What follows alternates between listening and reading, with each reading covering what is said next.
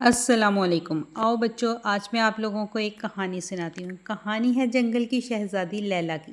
لیلا ایک بہت ہی پیاری، نیک دل اور بہادر شہزادی تھی۔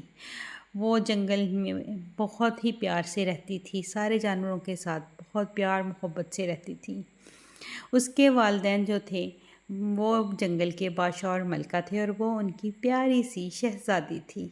وہ سب بہت ہنسی خوشی رہتے تھے، لیکن ایک دن ان کی زندگی میں ایک طوفان آیا۔ اس طوفان نے اس کے والدین کو اس سے جدا کر دیا۔ شہزادی بیچاری اکیلی رہ گئی، لیکن وہ اکیلی نہیں تھی، اس کے ساتھ تھے اس کے پیارے سے دوست جنگل کے جانور، جن میں ہرن نے اسے دوڑنا سکھایا، اور بندر نے اس کو بھاگنا سکھایا، اچھلنا کودنا سکھایا، اور طوطے نے اس کو گانا سکھایا۔ سب پیار سے رہنے لگے۔ ایک دن اس کو اپنی پہچان مل گئی۔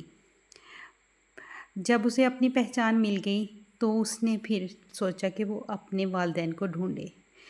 اسے اپنے والد تو مل گئے، لیکن اس کے والد نے اسے بتایا کہ اس کی والدہ ایک جزیرے پر قید ہے۔